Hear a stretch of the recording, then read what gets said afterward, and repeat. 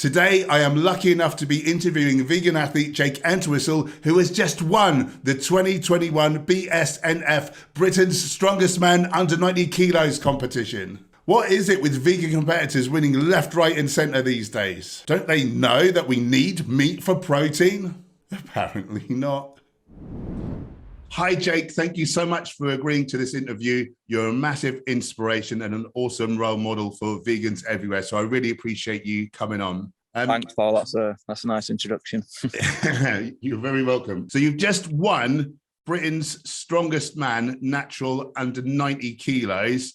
How does that feel? That's amazing. Yeah, so that was about 2 weeks ago now, but it's been pretty good, yeah. It's sort of been working towards it for a long time, so...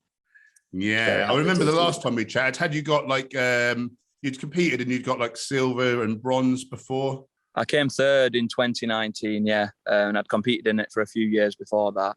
And then it wasn't on in 2020, so got my chance this year. Good man. How did the competition unfold? Sort of like in Strongman, you know all the events prior. And I think for myself, everything just went pretty well on the day. Obviously, really good guys in it, so they sort of qualifiers for this competition. And guys who had previously beaten myself and who I have good competition with. And I think on the day, it just came down to who made sort of the fewest mistakes or no mistakes. And I think that's just what it came down to. I got quite lucky putting a good performance with a few mistakes. I take it you were probably the only vegan in the comp. Is that fair to assume? There was a vegan in a different weight category to me. Oh, actually. Wow. Yeah. It's taken off. Mark. Yeah. I've become friends with him over the last few years. There's a couple of vegan strongmen now, yeah.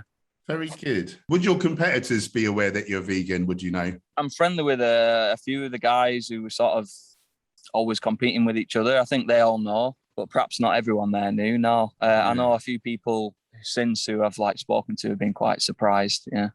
Yeah. Have you inspired anyone to sort of have a little dabble, perhaps? I think over the years, definitely, yeah. Lead by example.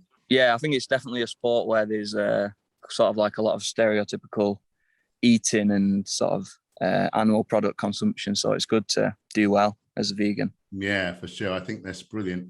Tell us about your strength training background. How long have you been training for? And have you done kind of other disciplines before Strongman? I've not really been as competitive sort of to this level in sports in sort of my adult life. I used to play a lot of rugby and do a lot of rock climbing. Okay. And then I started sort of just training in the gym maybe 6 years ago.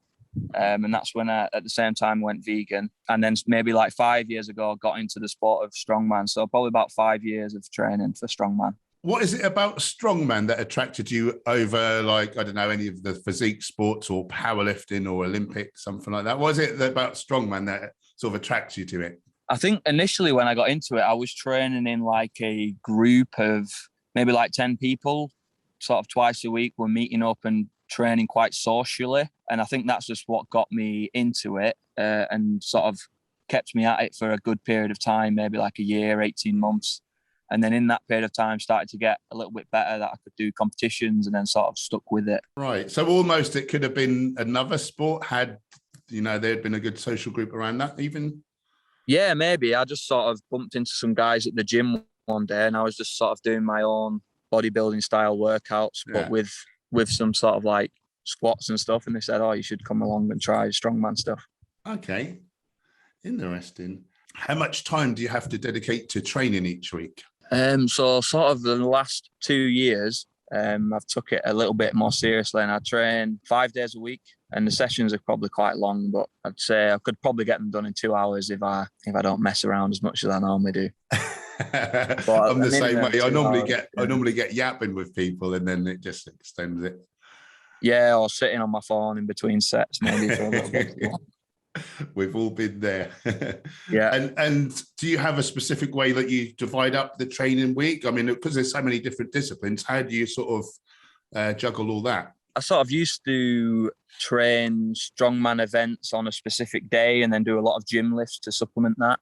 But then since I've been taking things a bit more seriously, I try and train, mainly it's just training strongman events every day, more or less. And then the actual gym lifts just supplement that on top. So every day is some sort of strongman event. And then probably generically split that into like more sort of overhead events day, and then a sort of maybe a more lower body dominated day. Right, I get you. And what are some of your favorite events, and what are some of your PBs? I think overhead's quite a good event for me. Sort of in strongman, you've got all the different implements. So you've got log press, axle press, barbells, dumbbells. I do quite well on those, and I like training those, so that's good. I also like the moving events, like the yoke and the like farmers carries.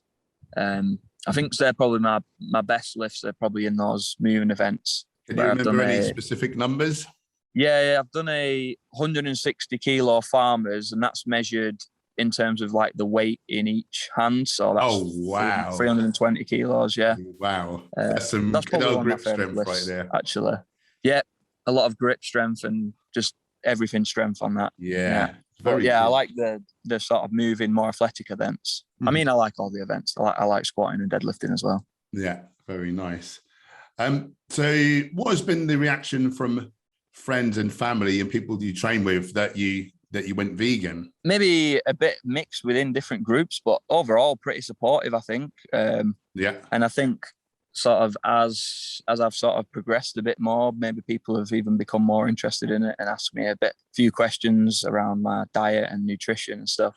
Very nice. And that's the same for me. I've become more interested in it as I've took things more seriously. Yeah. Love it. I think it's just the way forward, just to be the change, just to show everyone that you can be big and strong and happy and healthy and energized. And people just want some of what you're having, don't they? I think. Yeah. I think I'm quite lucky. I live with my girlfriend who's vegan, and she does a lot of nice cooking as well. So it makes the food look and taste a lot nicer. I think people want it even more then.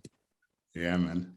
And what inspired you to go vegan? I actually went vegan when I was sort of not training so much and maybe not so healthy in my early 20s.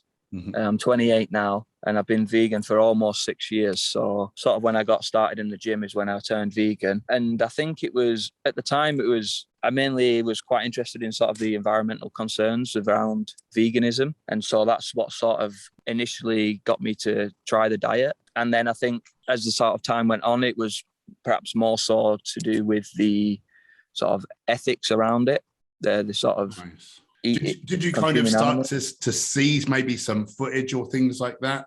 I think so. I was just exposed to more things. I don't know if it's how sort of once you become aware of something, you see it in a different light, don't you? So sure.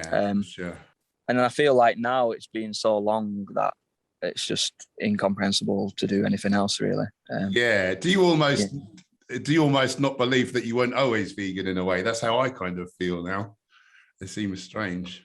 Yeah, it does seem strange, and I couldn't think of any like reasons to go back. I just feel so good that I think I just wouldn't feel nice. Maybe if you started to loathe yourself, wanted to kill yourself, and suddenly be an arse to animals for no reason and destroy the world, maybe that would be the one reason. But I can't imagine that happening. No, absolutely not. So before you went vegan, I take it, were you eating quite animal product heavy because of your sport? I think I was eating fairly heavy, not like eating lots of red meats and stuff, but maybe occasionally. But I was eating a lot of dairy products, which just seem quite nasty now, to be honest, to consider eating that much again, like milks and cheeses and stuff. But yeah, definitely eating a lot of that. And sort of that's a lot of times I have got a lot of friends who are vegetarian, and they say that would be quite hard for them to sort of give up, but I really don't think it is. Yeah, we hear that as a sticking point, don't we? Oftentimes with the cheat. And now I think of it, and like you're saying, like you think it's gross, and like it's just a load of like greasy, fatty, salty nonsense, isn't it? And it comes out of a cow's boobs. I mean, you wouldn't. No one would go up to a cow and suck its tits. It's just really weird if you think about it. Definitely. Yeah. Crazy. So has eating vegan affected like your sports performance or your health in any way, either positively or negatively? Like I was saying, I think it sort of coincided with me getting quite a bit healthier at the same time. So I did feel like absolutely amazing when I switched over. But I think that was in conjunction with living a much more healthy lifestyle in general. So it's sort of quite hard to say, and I think now it's sort of hard to comprehend what I exactly feel like to. So I think we call that like confounding variables. You're feeling amazing, but you've changed several things in one go. But it can't have hurted, I guess. It can't have hurt is one thing. It definitely helped me a lot. But yeah, and sort of even while I've been vegan, I've sort of gone through different diet phases because I have to put weight on and lose weight for these competitions that I do. So I just learn a bit more about exactly what works for me. So this is going to obviously vary. So let's just talk about in the off season, like how many calories do you, I mean, I guess you're probably going to have to count your calories. So how many calories would you have to take in? And do you have a specific macro split that you aim for? So maybe less so in the off season. I don't count my calories so much because I sort of almost assume I'm in a surplus, but also not too concerned with putting on massive amounts of weight because I know I have to lose it again in a few months' time. So I just eat to the point, sort of playing it by ear, where I sort of think I'm in a surplus, and the macros that I track is my protein. So in the off season, I'd aim for like a minimum, say on a really busy day when I'm struggling to get my diet in, a minimum of 160 grams of protein. Okay, so not a whole lot relative to what some people would advocate. That is a lot, yeah. So I'm. Sorry, I was saying, from my perspective, and bodybuilders and stuff, I know that a lot of them would probably go quite a lot heavier. I'm quite surprised at how it seems relatively low to me, but that's not been your experience. Yeah, I think that's what I'm saying. So that's sort of like my minimum. So say on my worst, aim for that, and then try and get towards 200 as sort of like my moving average. Yeah, that's kind of what I do. But, some days you're more busy than others. But even on those busy days, I make sure I get a minimum of 160, and then the majority of the time. A lot of people will do a hell of a lot more than that, and they're not Britain's strongest man. So it obviously works. Well, that's it. That's what I think I've sort of, like I was saying, learn a bit more every year about what works for me. And I think, it's obviously going to be different for different people. But yeah, I don't try and get too hooked on the 2.6 grams of protein per. Yeah, I'm not sure exactly how much. I need to grow out of that myself. Yeah, I think it's quite somewhat individual, and then maybe slightly different, obviously different to the type of training you do, because I don't do a lot of sort of hypertrophy training, where I'm breaking down my muscle fibers. So is it more training like your nervous system, I guess? I've never trained strength sport, so I don't know a whole lot about it. Yeah, definitely. And there's obviously sort of only so much you can take out of that tank. So it's sort of programming quite wisely to sort of train up the heavier weights you can manage over a prolonged period. And then it sort of is a sport of strongman. It's a strength sport, but there's a lot of skill involved as well. So it's practicing the skill on all the different events at like different weights that might be more or less difficult for you, and sort of refining the skills, not just within those sort of weights and rep ranges, but on all the different strongman events, for which there are many. Yeah, how many are there? I've got no clue. I know there's a few. Like you said, there's multiple like overhead presses, so there must be a fair few, isn't there? Yeah, I'm just trying to think. As I said it then, I think there's sort of a countless amount, because sometimes you get a competition weapon that's made up, like rolling a car on its side. So they just had any odd thing. And how long before the event, before the meet, would you know what to even be training for? I'd say typically it's probably about 12 weeks they'd announce the sort of events in the competition. And there'll always be some sort of deadlift. But even within that, there's probably 10 different variations of deadlift would be. And then there'll always be some sort of overhead event. And then typically each competition would have 5 events. So the other 3 could be a mixture of all the different types. Yeah. So what are all the different types? So you said you got like the carrying ones, like the yoke and farmer's walk. So you got overhead presses, deadlift movement patterns, kind of squat movements, or no?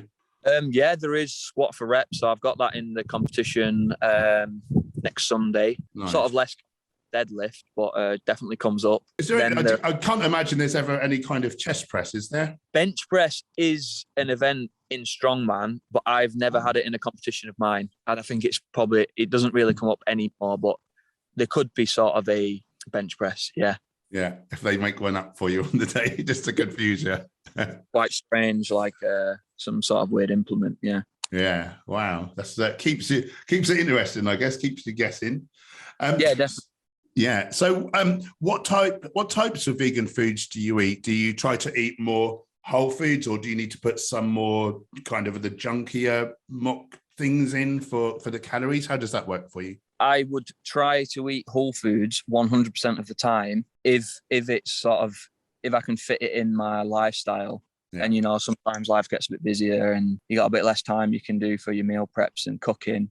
And in those sort of times, I definitely eat more of the sort of vegan sausages or vegan nuggets. That's just sort of a more easy go-to, isn't it? When everything's sort of a bit more chill, I just try and eat whole foods for everything as much as possible. So you're quite health conscious, would you say, in regards to nutrition? Definitely, yeah. Nice. I think that's huge. Direct, I can feel a sort of like performance difference, even for the same, but eating sort of whole foods versus more processed meals. Definitely. Yeah. Interesting. Yeah. And what supplements do you recommend, or do you take yourself? I take protein shakes, creatine, and then vitamin supplements. I think it was after the last time we spoke, actually, I started supplementing vitamin D. I think we spoke at the beginning of the winter. Yeah. So I did that throughout this year. Did you notice a little benefit to your gains, or not particularly? Yeah, maybe I did. I think that was, again, coinciding when I was eating really healthily. So again, maybe hard to tell, but I'd definitely just carry it on. Yeah, good man. So for anyone at home, the reason to put in vitamin D for a strength or physique athlete is it lowers your sex hormone binding globulin to give you more free testosterone. Also, with the COVID, I heard something like 90% of people who had moderate to severe case of COVID were vitamin D deficient. So it's not a bad one to take a bit of care on. What would you say to anyone that's interested in vegan/plant-based living, but is concerned that maybe it would negatively affect their sports performance or health? I'm pretty convinced that for most people that it wouldn't. But I think there may be, if you're sort of maybe a more serious athlete, then there might have to be some sort of transition time where you find out the sort of vegan diet that suits you. Like we were saying, what sort of whole foods you can eat without maybe feeling a bit bloated or eating so many carbs or whatever you decide to try. But I think if you play around with all the different food that's available, then you definitely find something which can make you feel better. Yeah, amen. I wouldn't be inclined to disagree. So you've won the Britain's title. Do you have any further goals? Yeah, so winning this Britain's one, the top three qualify for a world final. Wow. In Finland at Christmas. Maybe I could turn that into a little holiday and a big competition. So I'm looking forward. Good luck. That's huge. Yeah, so that'll be my sort of next focus after this one this weekend. Wow. Now, you're obviously very keen to promote the vegan thing. What's the best way for people to get in touch if they have questions about, veganism and how you sort of, marry that with strength training, etc.? Do you mind to sort of answer people's questions? Yeah, I think I've got a few vegans who follow me and we sort of chat sometimes about what things they're eating. And on Instagram? Mainly on Instagram, yeah. So I sort of upload all my lifting videos and some food there. So if people want to ask me anything on Instagram, my Instagram name is Jake_E_Strongman. Yeah, No, do you? I'll put a link below anyway to make it easy for people. I hope you get a few more followers because you bloody deserve them. Is there anything else you'd like to add before we sign off? Anything that I didn't think to touch on today? I don't think so. I was going to ask you more for supplementation ideas after the vitamin. Okay, well, we'll stay on after we wrap up then. We'll stay on. Jake, thank you once again for taking the time today. Like I say, you're a massive inspiration. You're going to do so much good in the world. And on behalf of the people, the planet, and the animals, thank you for everything you do to promote our cause, brother. All right. Yeah. Thanks for having me on today. Nice. Cheers. Cheers, brother.